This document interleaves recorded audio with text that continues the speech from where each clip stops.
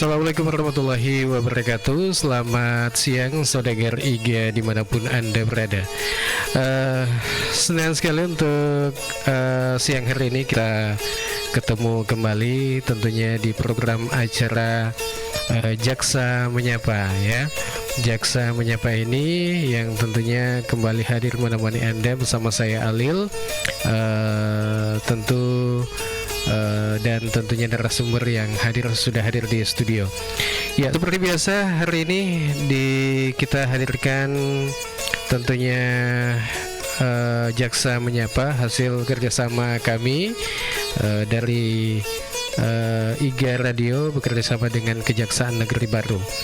Ya, dan tentunya tema kita pada siang hari ini yaitu terkait dengan pemahaman undang-undang tindak pidana kekerasan seksual. Ya, karena memang faktanya kekerasan seksual bisa terjadi di mana saja, kemudian kapan saja, yang menimpa siapa saja, antara anak atau perempuan, bahkan yang lain-lain.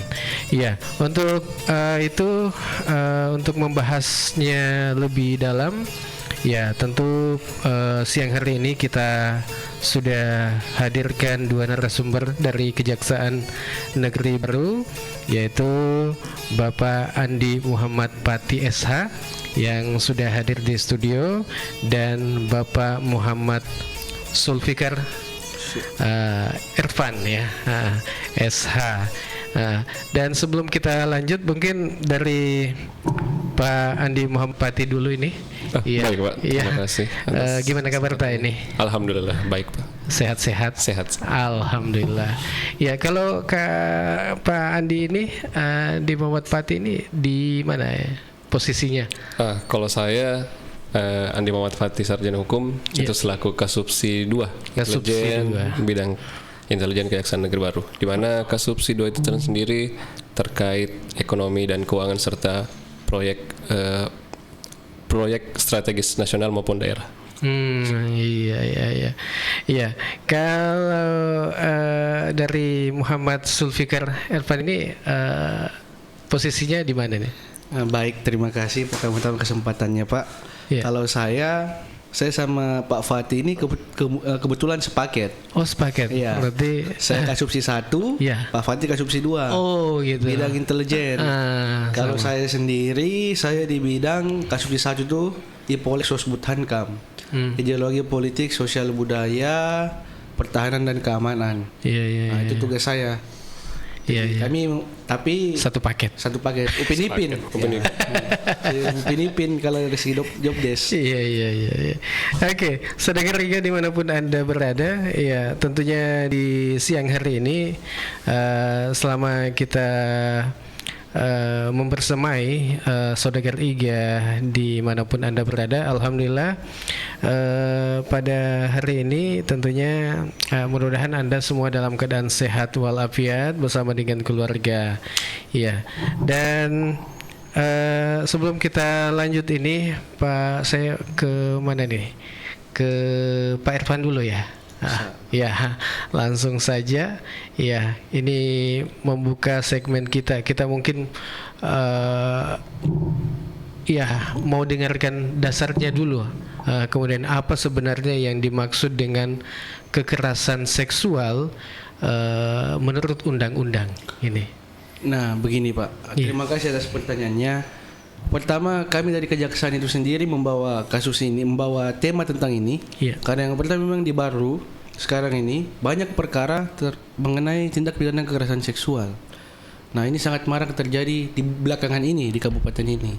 Nah, itulah salah satu upaya preventif kami agar kiranya mungkin bagi masyarakat yang mendengar mungkin siaran radio ini dapat menyimak dengan baik apa sih itu kekerasan seksual, apa hukumannya sih.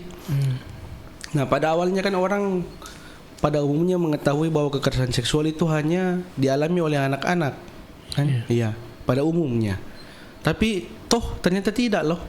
Itu bisa dialami oleh laki-laki dewasa seperti saya, perempuan dewasa, anak-anak jelas. Nah, undang-undang TPKS ini membuka keran itu karena kan sudah beberapa tahun yang mungkin di tahun 2020 ke bawah itu banyak orang yang ingin adanya satu payung hukum yang tegas untuk kekerasan seksual. Nah, untuk itulah TPKS ini itu ada.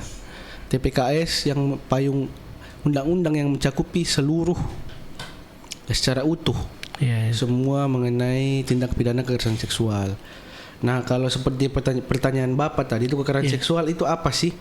Nah, kekerasan seksual adalah setiap perbuatan merendahkan, menghina, melecehkan dan garing atau menyerang tubuh, dan garing atau fungsi reproduksi seseorang karena ketimpangan relasi kuasa dan garing atau gender yang berakibat atau dapat berakibat penderitaan psikis dan garing atau fisik termasuk yang mengganggu kesehatan reproduksi seseorang dan hilang kesempatan melaksanakan pendidikan dengan aman dan optimal. Nah, ini sebenarnya definisi berdasarkan undang-undang. Kalau kita melihat dari segi dasar, dasar-dasar hukum yang mengatur tindak pidana kekerasan seksual itu sebenarnya sudah banyak.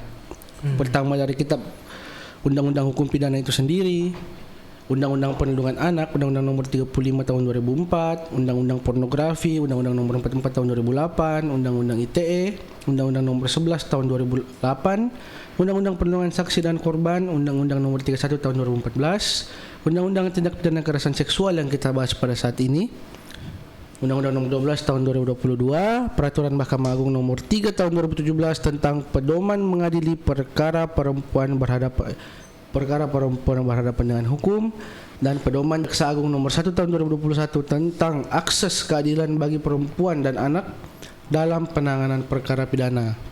Nah, mungkin itu. Tapi pasti masyarakat umum tuh pengertian mengenai kekerasan seksual itu ada sendiri mengenai definisinya. Semua orang pasti berbeda. Apa sih kekerasan seksual?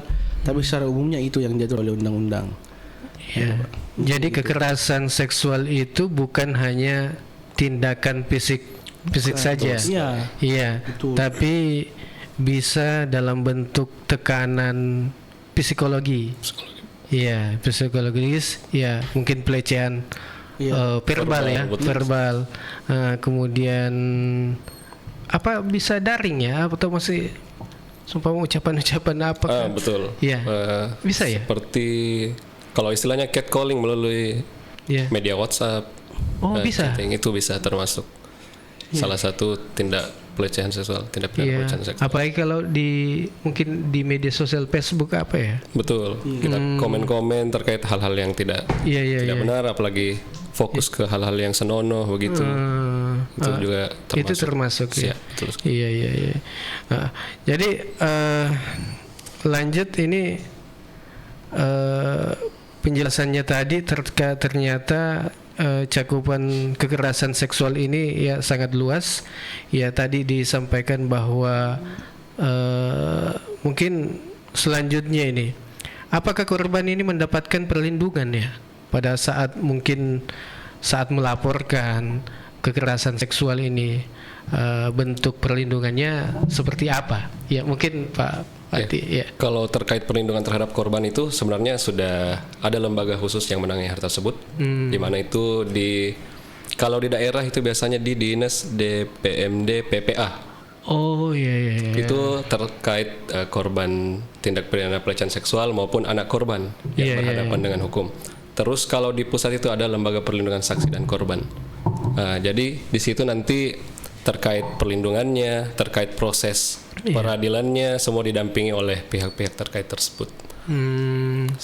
Jadi di Dinas PMD PPA. Betul. Baik. Ini masih terkait dengan tema kita pada siang hari ini. Ini penting sekali ini yang untuk diketahui masyarakat. Karena banyak korban ataukah yang saat ini mungkin selaku apakah korban yang menjadi korban ini takut melapor. Takut melapor. Kemudian kalau begitu apa saja payung hukum yang mengatur ini kekerasan seksual di Indonesia? Ya, mungkin bisa dijelaskan. Ya, tapi siapa? Nah, mungkin saya sedikit tambahkan ya. Oh iya. Sebenarnya payung hukum tadi yang saya sebutkan itu tadi. Iya. Dasar-dasar sebelumnya. KUHP, Undang-Undang TPKS, Undang-Undang Perlindungan Anak, Undang-Undang Pornografi, ITE dan sebagainya. Nah, memang sekarang ini masyarakat pasti yang mengalami kekerasan seksual baik itu fisik maupun non fisik, itu otomatis kan takut melapor. Karena kan itu secara langsung menjadi aib bagi orang itu kan. Pertama. Jadi sebenarnya untuk bagi masyarakat di luar sana yang mungkin telah mengalami kekerasan seksual baik itu fisik dan non fisik dan takut melaporkan, tenang. Karena jelas berdasarkan Undang-Undang Perlindungan Kekerasan Seksual ini, pemberian bantuan hukum pasti ada, kerahasiaan identitas korban, pemberian bantuan layanan kesehatan kalau misalnya sudah ada dampak yang dialami, memperoleh perlindungan atas keamanan pribadi, keluarga dan harta bendanya serta bebas dari ancaman yang berkenan dengan kesaksiannya. Yang kelima, memberikan keterangan tanpa tekanan, mendapat penerjemah, bebas dari pertanyaan yang menjerat, mendapat informasi mengenai perkembangan kasus, mendapat informasi mengenai putusan pengadilan, mendapat tempat kediaman sementara. Nah, seperti tadi yang Pak Fatih bilang, Dinas DPMD.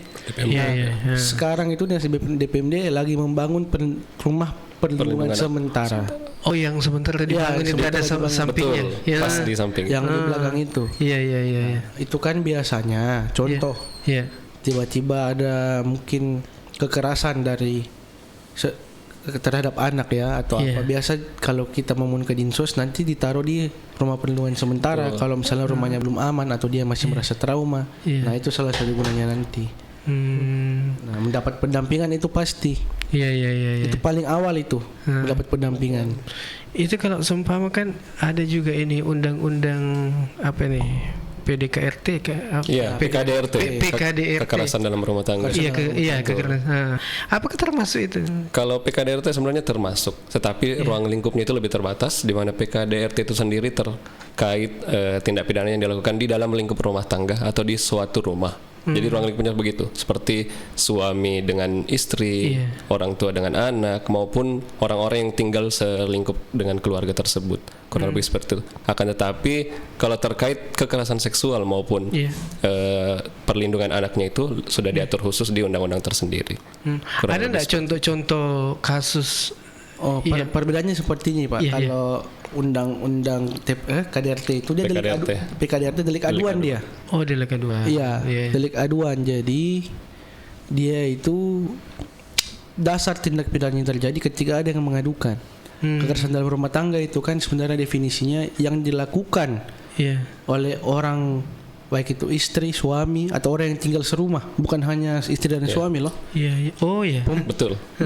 Misalnya kita tinggal pembantu yang contoh pembantu yang di rumah kita serumah dalam waktu yang lama, tiba-tiba mungkin majikannya melakukan kekerasan terhadap orang itu, nah itu bisa masuk PKDRT. Karena dia tinggal dalam satu lingkungan rumah, begitu unsur pasalnya seperti itu. Termasuk juga ini kalau seumpama ada sepupunya atau apa. Betul sekali. Yang penting tinggal serumah dalam waktu lama.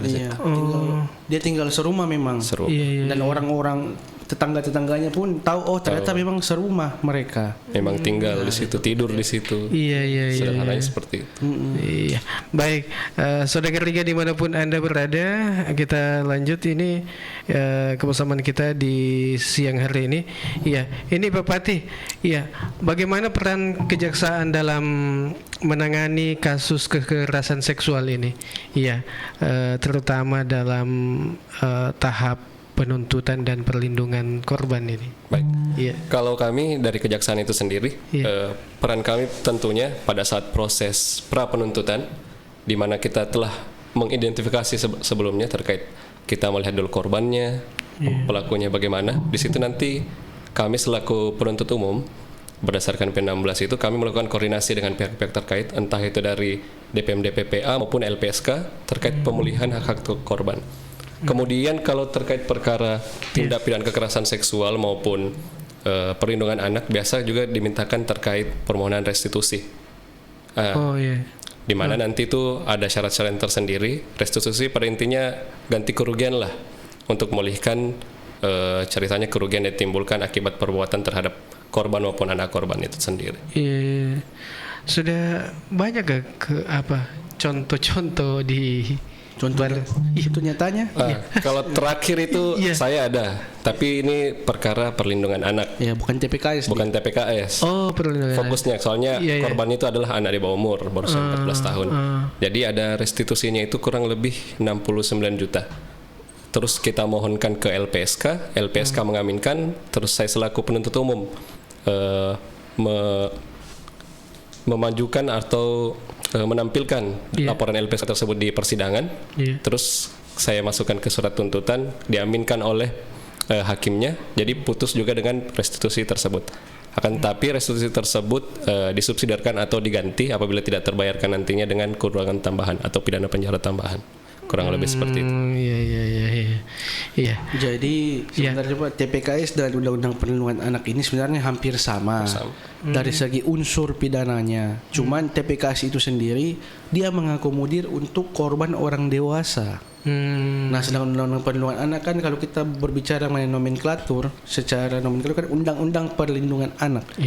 UPA berarti kan dia hanya mengatur mengenai anak di bawah umur. Yang kita bisa ketahui belum berumur 18 tahun. Itu kalau dalam kitab Undang-Undang Hukum Pidana. Nah, TPKS ini mengaminkan bahwa ternyata korban tindak pidana kekerasan seksual itu bukan hanya anak. Tapi orang dewasa banyak terjadi. Nah, itulah. Jadi itu yang mengakomodir.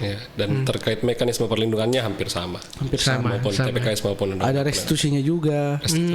Dan spesialnya ini, kalau kita lihat di pasal 15 Undang-Undang TPKS itu, nah, Undang-Undang TPKS ini ancaman hukuman pidananya itu ada di pasal 6. Tapi pasal 15-nya berbunyi pidana sebagaimana dimaksud dalam pasal 5 dan pasal 6 dan pasal 8 itu ketentuan pidananya ya.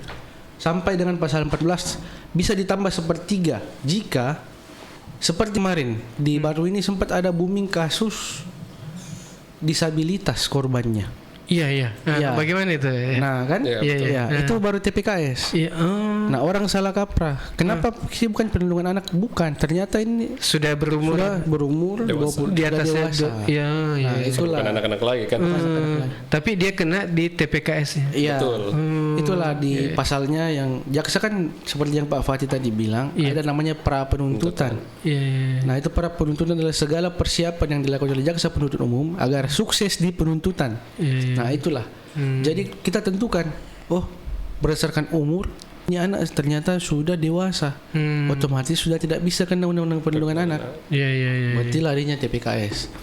Nah, di pasal 15 huruf H jelas dilakukan terhadap penyandang disabilitas.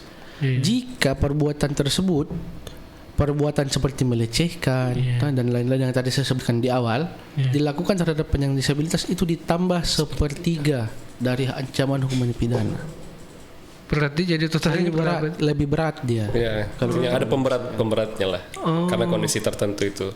Seperti dilakukan dalam lingkup keluarga, dilakukan oleh tenaga kesehatan, dilakukan oleh pegawai, pengurus atau petugas terhadap orang yang dipercayakan atau diserahkan padanya untuk dijaga. Dilakukan oleh pejabat publik, pemberi kerja, dilakukan lebih dari satu kali, dilakukan terhadap lebih dari satu orang, dilakukan oleh 2 orang atau lebih dengan bersekutu, dilakukan terhadap anak, dilakukan terhadap penyandang disabilitas, dilakukan terhadap perempuan hamil dan sebagainya. Mungkin nanti masyarakat bisa baca lah undang-undangnya supaya lebih paham. Lebih paham. Itu terkait kalau kan pernah saya dengar itu terkait dengan di tempat kerja apa ini yang pelecehan ini. Itu masuk di undang-undang TPKS itu. Masuk. Di baru mohon maaf ya, kayaknya pernah ada perkara dulu kami masuk.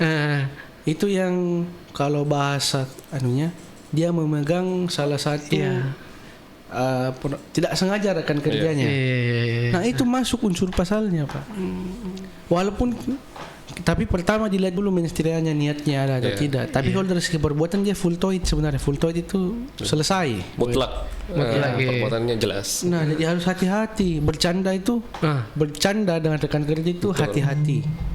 Nah, mungkin niatnya cuma bercanda, tapi ternyata siapa tahu korban tidak agak risih. Tidak betul risih, tidak sudi. Bercanda atau tidak sengaja, misalnya dia mau pukul pundaknya nih. Perempuannya mungkin balik kena alat yang tidak diinginkan. Walaupun niatnya tidak ada, tapi harus hati-hati. Nah, itu pasti tergantung kan tangan pertama dari itu kan pasti pihak kepolisian ya sebelum ke kejaksaan. Nah, itu pasti pihak kepolisian pun pasti bakalan lihat apakah terpenuhi unsur-unsur dari TPKS-nya atau tidak. Apalagi kan sebelum dilimpah ke kami itu dilaksanakan gelar perkara dan segala macam kan dari penyidik kepolisian. Iya. Oke, untuk Anda semua yang masih bersama kami di siang hari ini, tetap saja bersama kami. Kita akan kembali lagi setelah informasi yang mau lewatin.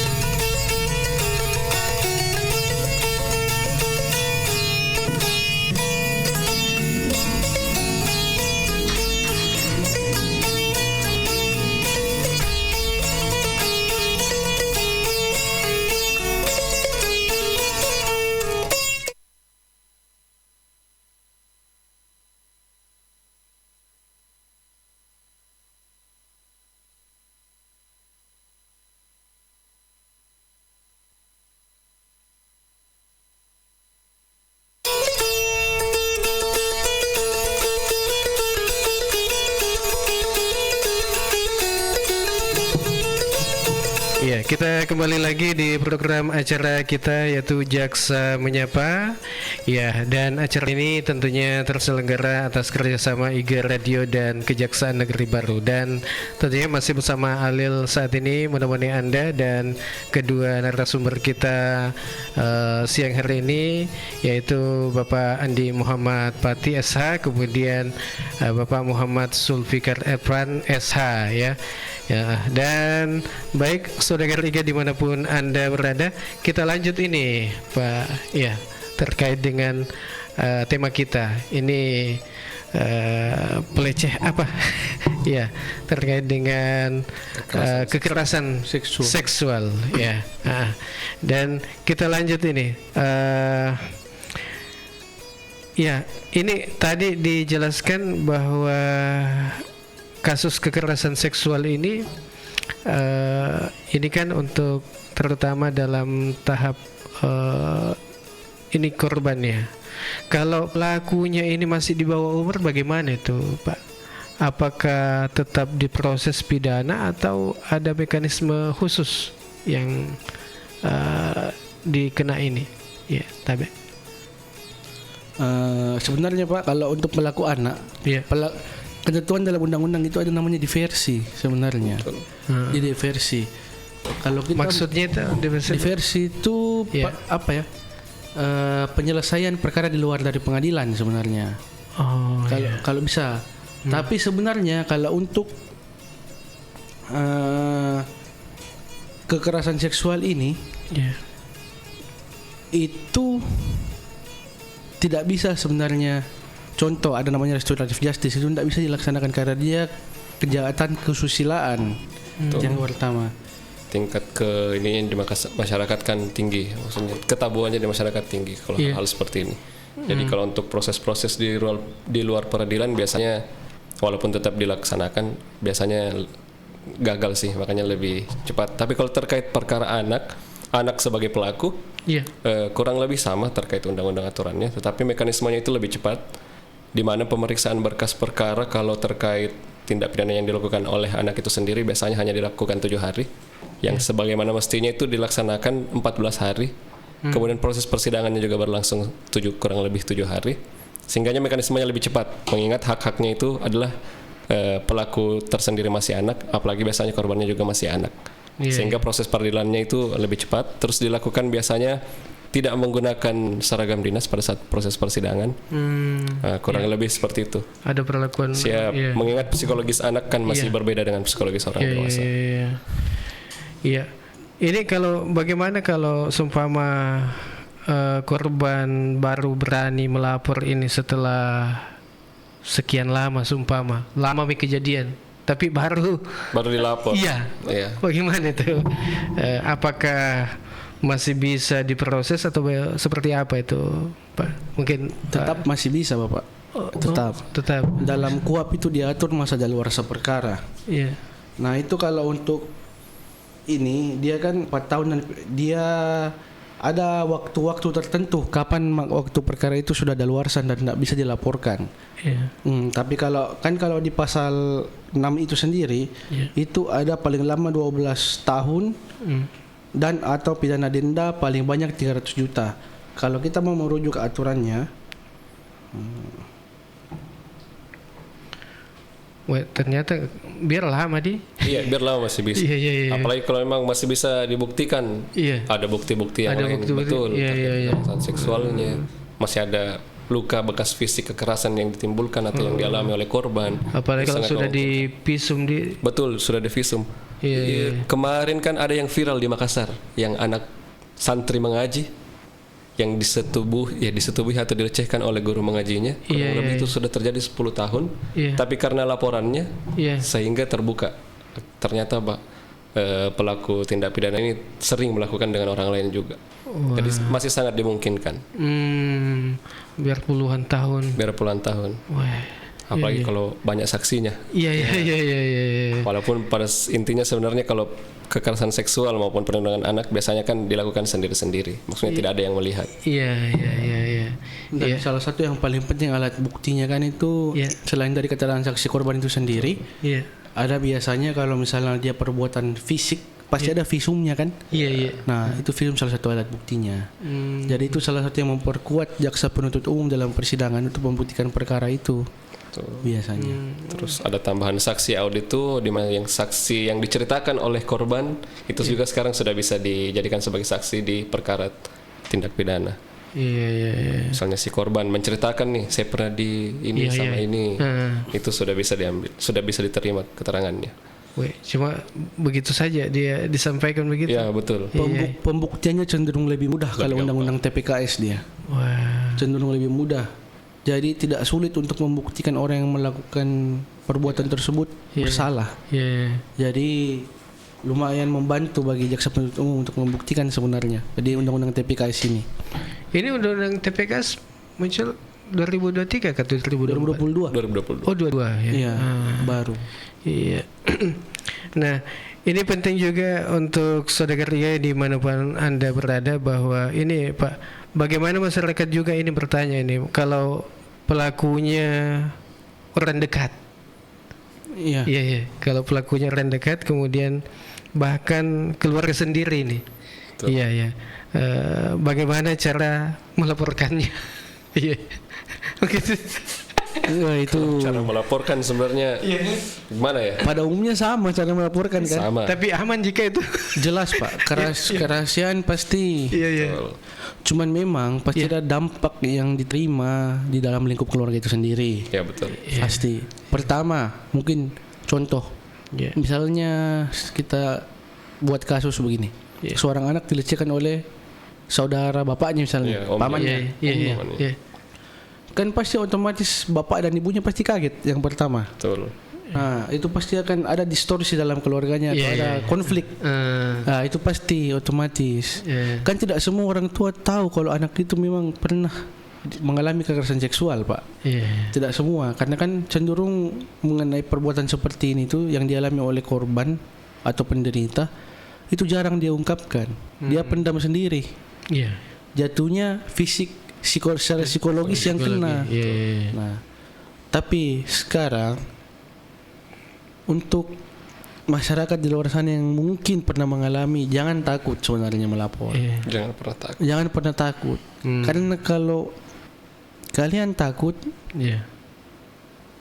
tidak akan selesainya. Tidak akan selesai. Ceritanya kan kalau dalam tanda kutip ini barang enak. Iya. Pasti kan ketika dibiarkan otomatis berlangsung. Berlarut-larut. Berulang-ulang. Dan orang yang melakukan kejahatan seperti itu, apalagi dengan keluarga sendiri, itu kan sebenarnya tidak ada lagi sifat manusia dalam dirinya kan. Mau tidak mau sebenarnya harus kena ganjaran. Kalau di dunia hukuman kita bilang pidana kan. Ya orang-orang seperti itu. Kalau tidak, ya dia akan beraksi terus. Sampai ya kalau ketahuan pun secara publik kan pasti sulit. Dia kan pasti menjalankan aksinya itu di ranah privat. Jadi orang tidak tahu.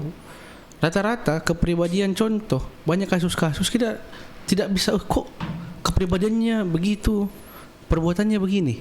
Kan begitu biasa pelaku-pelaku tindak pidana kekerasan seksual itu atau undang-undang perlindungan anak itu biasanya ternyata orangnya baik sekali, ternyata ini dia buat kan kita kok bisa. Kita contohkan mungkin kayak misalnya guru ke siswa misalnya ada juga biasa kan.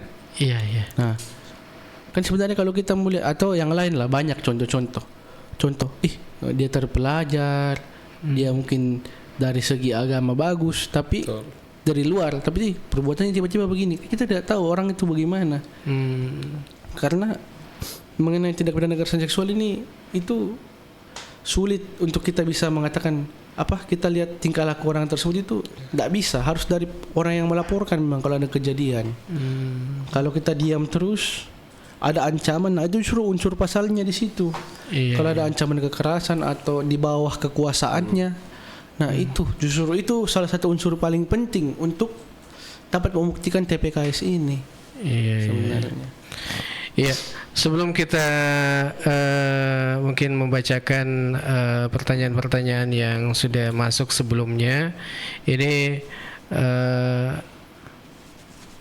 apakah masyarakat ini bisa lakukan untuk mencegah kekerasan seksual di lingkungan sekitar kita? Mungkin ada penyampaiannya. Apa yang bisa masyarakat lakukan ini untuk mencegah kekerasan seksual ini di lingkungan sekitar kita? Mungkin apakah yang dilakukan atau apakah? Mungkin kalau dari kami pasti yang pertama itu, makanya itu pentingnya pendidikan seks sebenarnya. Pendidikan seks. Betul. Mengapa demikian? Jangan sampai anak ini beranggapan seks itu kan tabu. Masyarakat kita masih menganggap hal pembahasan terkait seksual itu tabu. Nah, hal itu yang menjadi perangkap atau pengurung bahwa ketika ada tindakan atau pelecehan seksual pasti akan susah untuk mengungkapkannya. Itu yang pertama. Makanya pentingnya mungkin selain pengawasan dari orang tua, orang terdekat, walaupun di satu sisi terkadang orang terdekat yang melakukan, itu tidak bisa dipungkiri juga kan Pak. Selain itu pengawasan dari orang tua maupun orang terdekat, selain itu mungkin di sekolah-sekolah mungkin lebih digalakkan terkait sosialisasi hal-hal tersebut. Itu sih mungkin kalau dari kami. Iya. Mungkin ada tambahan. Kalau tambahan saya Pak mungkin sedikit, pengawasan dari orang tua atau keluarga yang paling utama. Apalagi terhadap anak-anak yang sedang tumbuh dewasa kan. Iya. Nah, pengawasan itu paling penting dalam artian banyak kasus-kasus terjadi karena tidak ada keterbukaan atau komunikasi antara orang tua dan anak. Nah mungkin itu paling penting. Dan yang kedua kan biasa dari pergaulan anak-anak itu. Kita kan tidak tahu sekarang di dunia modern ini, di dunia maya, apalagi dunia maya. Iya. Kita tidak tahu anak-anak kita melakukan apa di sosial media. Iya. Mereka bisa berselancar dalam dunia maya tanpa batas. Betul. Orang tuanya pun tidak tahu ini anak kerjanya apa kan. Nah itu pengawasan itu paling penting, bukan membatasi, tapi mengajarkan anak bagaimana sih cara menggunakan media sosial yang baik, bagaimana sih cara kita bergaul yang baik, apa-apa batasan-batasan dalam bergaul, bagaimana cara berperilaku dalam masyarakat. Nah itu harus masih tetap diterapkan seperti orang-orang dulu.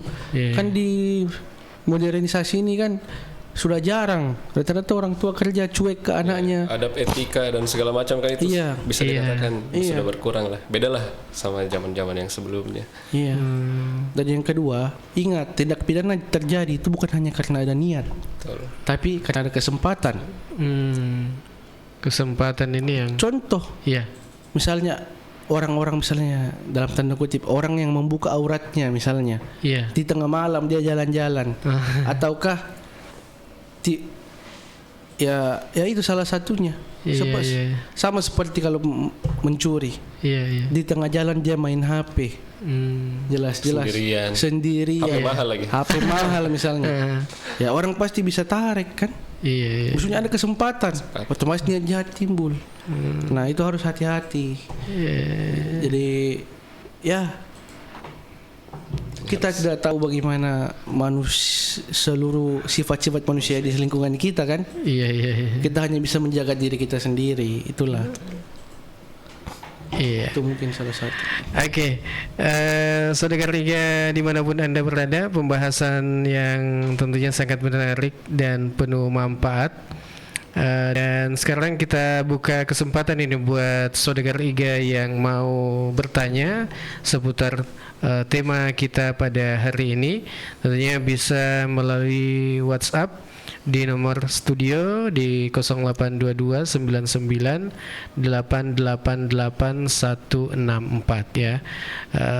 Sekali lagi di 0822 99 888164 ya. Dan tentu yang ingin WA silakan ya, kita tunggu. Tapi sebelum kita menerima atau membacakan WA yang masuk, kita break dulu.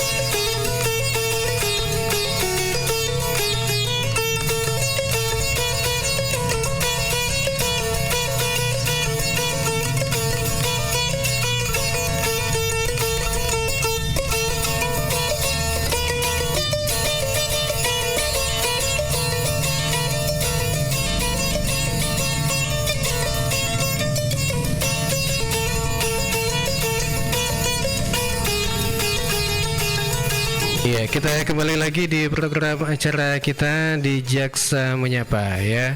Masih tentunya di Jaksa Menyapa bersama IGA Radio bekerja sama dengan Kejaksaan Negeri Baru. Ya. Ya, kita kayaknya sudah ada ini yang masuk WA yang saya akan bacakan ini. Oke. Pertanyaannya ini dari pendengar kita yang ada di PKI ya ini. Apakah kekerasan seksual lewat media sosial juga masuk tindak pidana? Ini pertanyaan yang bagus. Makasih banyak. Ini kayaknya tidak ada namanya ini. Oke, tak apalah. Ya, kemudian kedua ini ada juga ini yang dari Taniteri aja ini. Iya, kalau kita tahu ada korban, tapi dia takut melapor katanya. Bolehkah kita bantu melapor? Ini juga mungkin langsung saja jawab ini. Ya, siapa yang mau jawab, Pak Pati atau yang pertama ini? Oh iya, ini yang terkait dengan apakah kekerasan seksual lewat media sosial juga termasuk tindak pidana. Ini makasih banyak ini yang dari PK ini. Ya, tidak ada namanya, no name. Nah, itu diatur di Undang-Undang TPKS, dia mengenai kekerasan seksual berbasis elektronik, Pak. Itu dia di pasal 14. Unsur pasalnya seperti ini. Melakukan setiap orang yang tanpa hak melakukan perekaman dan atau mengambil gambar atau tangkapan layar yang bermuatan seksual di luar kehendak atau tanpa persetujuan orang yang menjadi objek perekaman atau gambar atau tangkapan layar. B.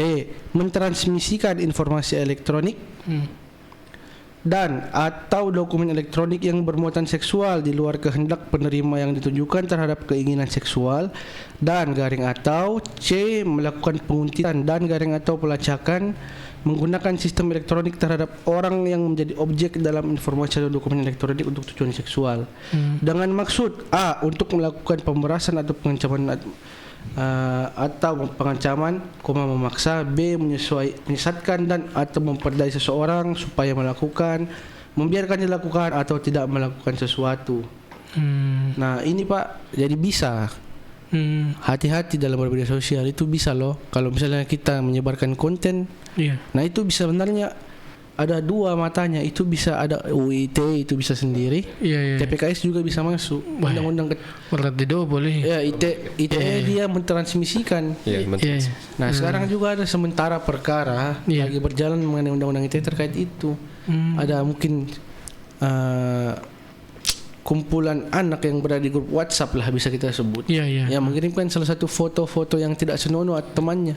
Nah, itu bisa dilaporkan. Itu salah satu tindak pidana seksual yang berbasis elektronik. Nah, itu. Nah, itu dari media sosial itu bisa. Oke, mudah-mudahan ini siapa tadi teman kita yang ada di PK ini sudah mendengarkan apa yang tadi pertanyaannya ini yang masuk melalui WA. Ya, katanya itu tadi sudah dijawab oleh narasumber kita pada siang hari ini. Oke, selanjutnya kalau kita tahu ada korban, katanya korban ini katanya ini, tapi dia takut melapor. Ya, kemudian apakah bolehkah kita yang membantu melapor? Ya, jawabannya mungkin boleh sekali. Boleh. Boleh sekali. Oh, iya. Paling kalau misalnya kita sebagai entah temannya, keluarganya, paling kita pertama itu kita harus tenangkan dulu. Agar si korban mau bercerita. Apa sih pokok ininya? Perbuatan yang setelah dialami. Setelah itu bisa kita bantu juga untuk mengumpulkan bukti-bukti. Mengapa demikian? Ketika lebih banyak bukti-bukti yang dapat kita kumpulkan, akan membantu si korban pastinya. Terus pada saat telah dilakukan penyidikan oleh kepolisian, pasti juga akan dibantu oleh polisi-polisi terkait hak-haknya sebagai korban. Itu pasti akan dilengkapi dan dipenuhi semua. Kemudian dari kita selain membantu melaporkan, juga bisa membantu untuk menenangkan kondisi di keluarganya segala macam. Apalagi hal-hal terkait kekerasan seksual ini kan masih tabu lah. Intinya itu kan intinya sebenarnya.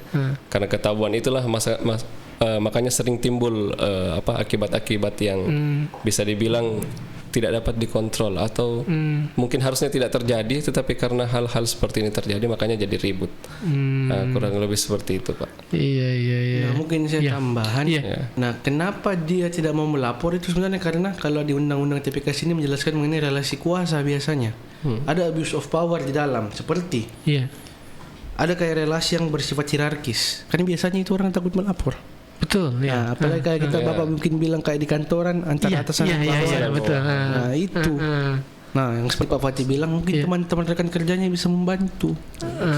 Nah, kan ketidaksetaraan dan atau ketergantungan status sosial, budaya, pengetahuan atau pendidikan dan atau ekonomi yang menimbulkan kekuasaan pada suatu pihak terhadap pihak lainnya dalam konteks relasi antar gender sehingga merugikan pihak yang memiliki posisi lebih rendah. Nah, itu sebenarnya yang paling banyak. Kan banyak sekali itu orang tahu melapor, atasannya kan pernah melakukan ini tidak secara dia terbawa psikis kan. Itu sebenarnya kuncinya teman-temannya harus membantu. Dan pasti suatu saat dia bakalan terbuka ke teman-temannya ketika ada indikasi seperti itu, mungkin seperti yang dibilang Pak Fatih, bisa dibantu. Jadi melanjuti tadi itu upaya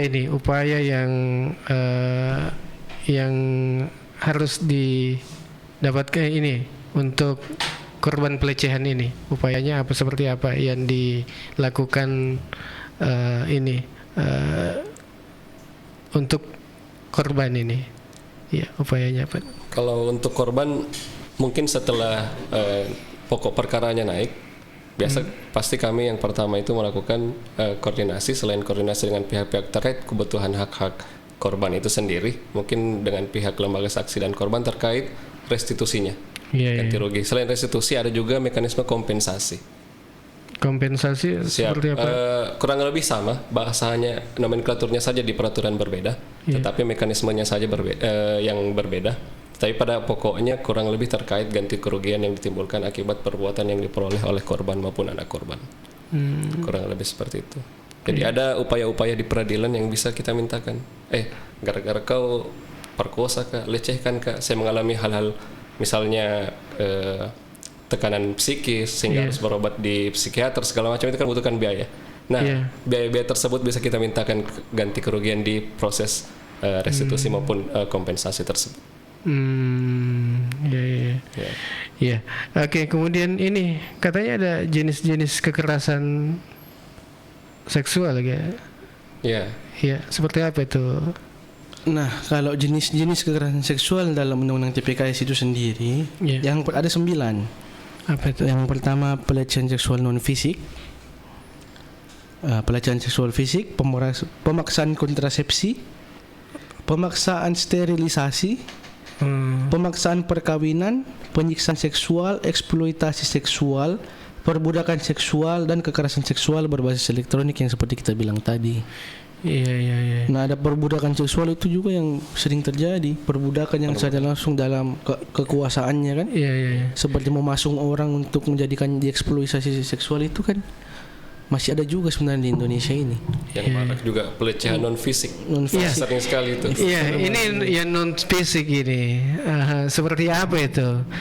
Katanya ada, saya pernah dengar itu yang bersiul-siul saja. Bersiul-siul saja, tapi konotasinya mungkin ke arah seksual, yang menimbulkan hasrat segala macam. Orang itu tersinggung bisa melaporkan. Soalnya ada unsur pidananya di dalam undang-undang tindak pidana kekerasan seksual terkait hal tersebut. Dengan maksud merendahkan harkat dan martabat seseorang. Itu pasti Mas. Dan itu tidak mesti korbannya perempuan. Laki-laki juga. Bisa. Tidak diatur secara spesifik bahwa yang seumpama perempuannya kan betul. Konotasi atau mindset masyarakat umum itu catcalling itu perempuan mungkin laki-laki juga bisa. Laki-laki juga bisa. Tapi jarang gampang itu. Jarang karena bagaimana ya? Laki-laki pandangannya yang lebih objek seksual itu sebenarnya mungkin arahnya lebih ke perempuan, padahal kan laki-laki juga sama posisinya. Dari segi gender sebenarnya keduanya ini sama. Jadi. Cuman kebanyakan memang perkara atau kasus yang ada di Indonesia kita ini adalah korbannya adalah perempuan. Ya itulah mungkin secara tidak langsung, secara tidak sadar terbangunlah pemikiran bahwa perempuan lebih di, tapi sebenarnya itu tidak begitu, sama, keduanya ini sama. Banyak yang terjadi di luar sana terhadap laki-laki juga. Terhadap laki-laki, bukan cuma perempuan saja. Bukan cuma perempuan. Bukan antar gender juga, sesama gender pun bisa. Iya, sesama gender pun bisa. Sesama gender pun bisa. Iya, bukan antar laki-laki dan perempuan. Ya, tapi laki-laki sama laki-laki, perempuan sama perempuan bisa. Undang-undang itu tidak diatur harus dari laki-laki ke laki-laki atau laki-laki ke perempuan. Iya. Kan perbuatan seksual itu kan sebenarnya terlalu luas ya. Maksudnya perempuan bisa, laki-laki ke laki-laki bisa, laki-laki ke perempuan bisa. Kalau kita mau berbicara lebih spesifik, lebih spesifik. Ini menarik sekali nih perbincangan kita di siang hari ini. Ya, mungkin sebelum kita tutup ini acara karena sudah hampir 1 jam ini. Tidak terasa. Tidak terasa. 1 jam tidak terasa ya. Ya, ada yang mungkin mau disampaikan ini, ke masyarakat, khususnya di masyarakat Kabupaten Baru ini. Ya, mungkin saya ingin menekankan. Jangan takut melaporkan suatu tindak pidana, apapun itu sebenarnya. Mau itu dia berbentuk tindak pidana kekerasan seksual seperti yang kita bahas ini dan yang lainnya. Jangan pernah takut. Karena sebenarnya aparat penegak hukum itu pasti menerima semua aduan dari masyarakat.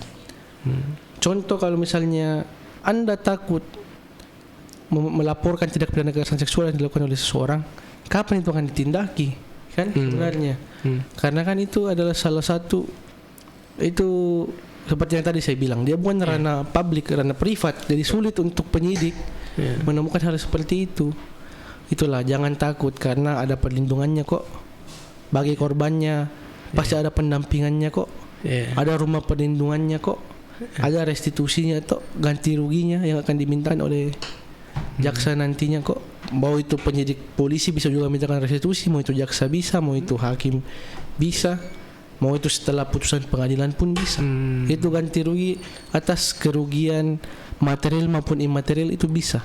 Nanti yang menilai itu LPSK, Lembaga Perlindungan Saksi dan Korban. Nah, itu pasti akan dihitung nilainya oleh mereka. Nah, itu tenang saja. Jangan takut, kalaupun itu keluarga sendiri, atasan sendiri, jangan pernah takut. Karena itu demi kebaikan dari diri kita untuk menjadi lebih baik sebenarnya. Kalau kita tidak keluarkan kan bisa jadi kena tekanan psikis kita itu sendiri kan. Oke, mungkin ada tambahan Pak Bati? Kalau mungkin tambahan dari saya, kalau misalnya ada pelaporan dan segala macam kan pasti terblow up di media. Nah, itu memberikan efek jerah. Selain dari penindakan segi hukum, segi sosial juga memberikan efek jerah. Jadi masyarakat, harus hati-hati berarti ini. Jangan sampai ada perkara begini saya juga kena segala macam. Mungkin kurang lebih seperti itu. Iya, saudara-saudara dimanapun Anda berada, ya tak terasa waktu kita ini sudah di penghujung acara ini, Jaksa Menyapa hari ini. Dan terima kasih banyak ini kepada Bapak Andi Muhammad Pati SH, kemudian Bapak Muhammad Sulfikar Ervan sama-sama SH sudah membersamai kita di siang hari ini. Iya, ini dari Kejaksaan Negeri Baru atas penjelasannya dan tentunya edukasinya yang sangat bermanfaat bagi kita semua. Semoga setelah mendengarkan siaran ini, ya kita semua semakin paham bahwa kekerasan seksual bukan hanya masalah pribadi, ya, tapi tindak pidana serius yang perlu dilawan bersama.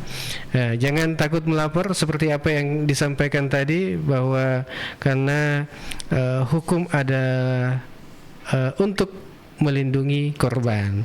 Iya. Terima kasih untuk Anda semua dari Jalan Semangka nomor 95A Bungi Lalabata. Saya Alil mohon pamit.